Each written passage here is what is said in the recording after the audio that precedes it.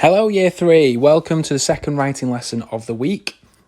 We're going to begin with a check and our starter, which is all about articles, so either using a or an to precede a word, okay? So we've done this before in class, either placing a or an before a word. We're going to go through it again now. So remember that the general rule is if the word begins with any of the vowels, so A, E, I, O or U, which are listed at the top of the screen now, then they need an. If the word begins with a consonant, so any of the other words in the alphabet, like B, C, D, F, etc., they generally need a before it. There are a few exceptions to the rule. For example, the word hour, as in an hour of time, that is an hour, but that is an exception to the rule. Talk this through with your learning partner and see if you can come up with 2 examples for each. So 2 examples where a would be used for the article and 2 examples where an would be used for the article. For example, a bus, because bus begins with B, which is a consonant. An apple. Apple begins with A, which is a vowel. Pause the video if you need to and decide whether it needs the a or the an article before it. So to begin with, aeroplane. Should that be a aeroplane or an aeroplane? And quite often saying it out loud makes you hear what it should be. Did you get it right?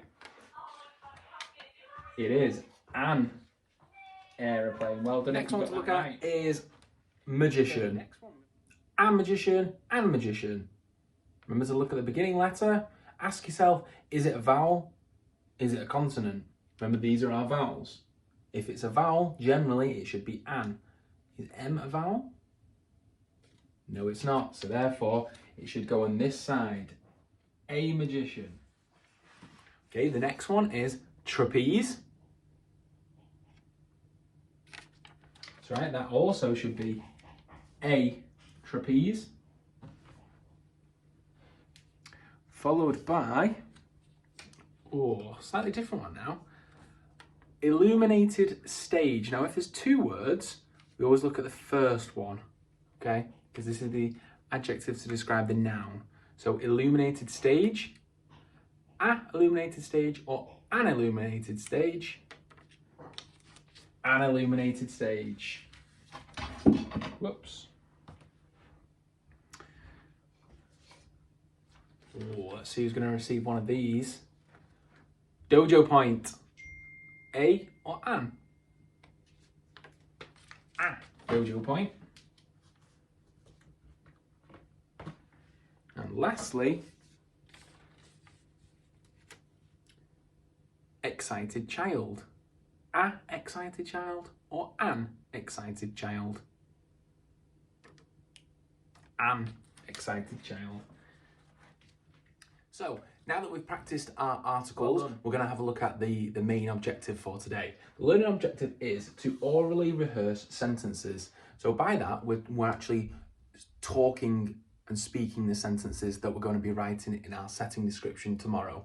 If you missed the lesson yesterday, don't worry too much. We're going to go through the steps to success, but just keep in mind that all of this is building towards you actually doing your writing tomorrow. Here's the plan that we produced yesterday. So this is detailing everything that's within the circus tent that Leon visits. So we've got the audience seating, we've got the sweet stall, tightrope, stage, trapeze, we've got the curtains, and we've got the animal enclosure as well. Now, some children might have included more than that, a little bit less than that, that's absolutely fine. But we were practicing applying prepositions to those things. So saying things like, the sweet stall was next to the seating area, or the trapeze was above the stage. So our steps to success are on the screen now. These are the steps to success for today's lesson because, as I've mentioned, we are orally rehearsing our sentences rather than writing them down on paper. That's going to come tomorrow. We want to get lots of practice, playing around with vocabulary and different techniques as well, and really implementing the noisy punctuation. So we're going to go through that together first.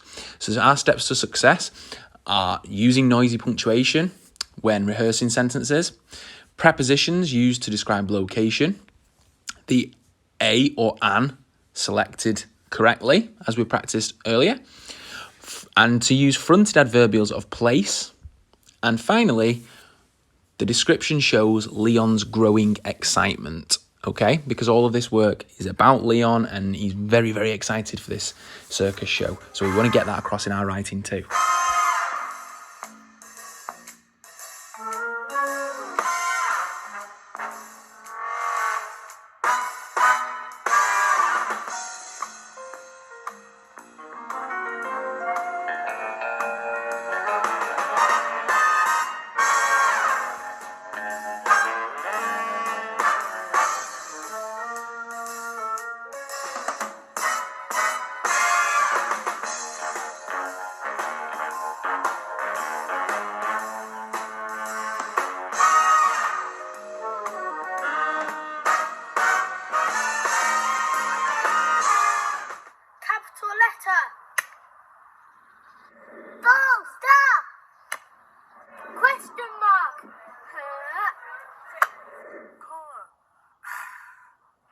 Exclamation mark. Ellipses. Dun dun dun.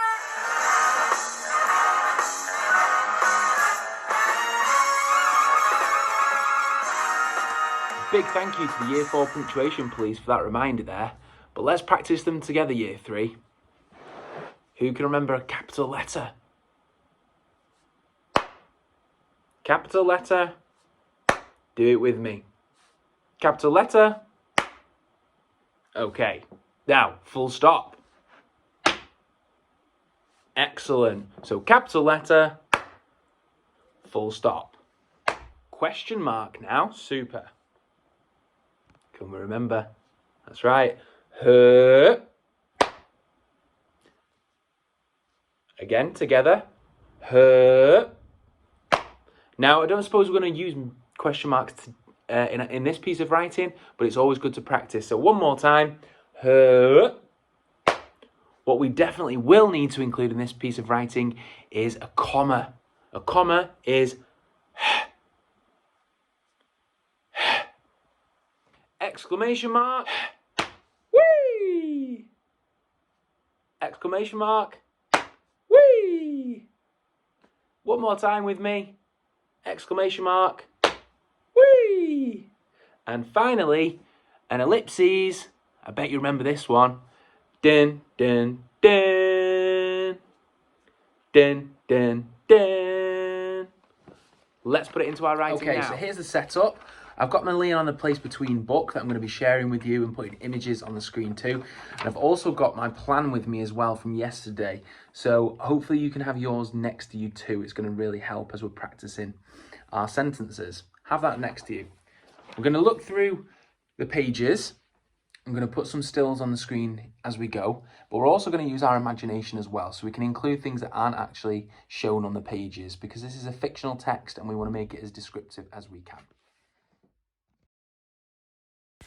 So here's the opening page, and already on the left-hand side, something is catching my eye. We can see that there is a helter-skelter, there is a merry-go-round, and there is also a big wheel as well, and I think that's too good an opportunity not to talk about. So for our first sentence, let's think about how we can include that. Maybe we could go with capital letter to begin. Leon and his siblings rushed past the helter-skelter and the big wheel. Full stop. Why were they rushing? Our next sentence could be, they didn't want to miss the start of the show. Pause the video now and practice your first two sentences. Say it aloud and make sure that we're practicing inputting our noisy punctuation as we go.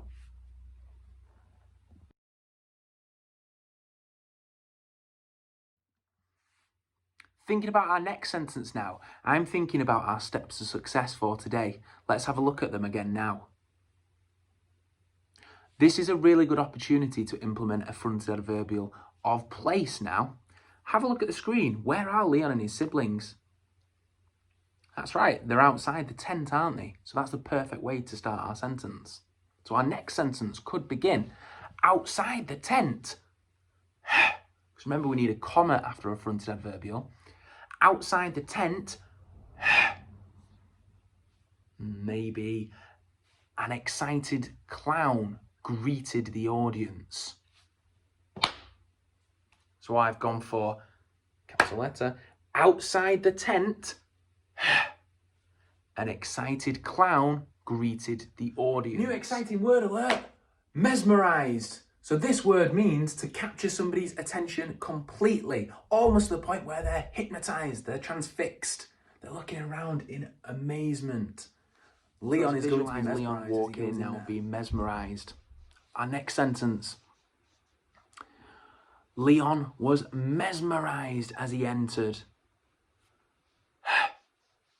His eyes widened as he saw the enormous stage and the trapeze hanging above it. Now, who spotted what I didn't include at the start, which I should have done? Leon, capital letter for Leon. Leon was mesmerised as he entered. His eyes widened as he saw the enormous stage and the trapeze hanging above it. Did anyone spot the preposition there?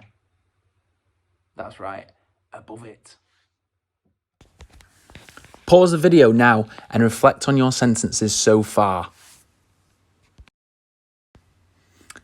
So now we have the four siblings on the screen in their places ready for the show. We have Tom, Pete, who are not that enthusiastic for the show at this point. Then we have little Mo, and then to the right we have Leon in the green over there. So now we're going to really try and get across that excitement that Leon is feeling and little Mo as well. So let's begin with another front adverbial about where they are now. They're in their seats, aren't they? So we could say, capital letter, sitting in their seats, Leon and little Mo giggled as they spotted a stretching tightrope and an animal enclosure containing a ferocious lion. They couldn't wait for the show to begin. Dun, dun, dun. So within our last two sentences there, we had a and an. We had another front adverbial, and we also had ellipses as well to really get across how excited they are. Practice your final two sentences and then have a run all the way through with the sentences we've practiced so far. Once you've done that, try and put it all together now and see if you can remember all of the sentences you've practiced today. So mine is, Leon and his siblings rushed past the helter-skelter and the big wheel. They didn't want to miss the start of the show. Outside the tent, an excited clown greeted the audience.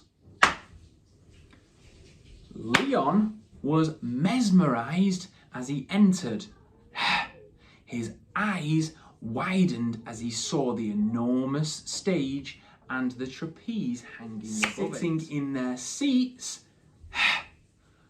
Leon and little Mo giggled as they spotted a stretching tightrope and an animal enclosure containing a ferocious lion.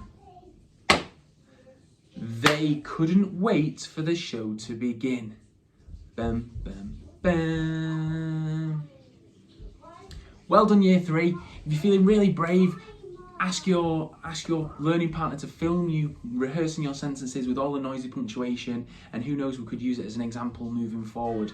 Please do that, send it over to the Year 3 email address.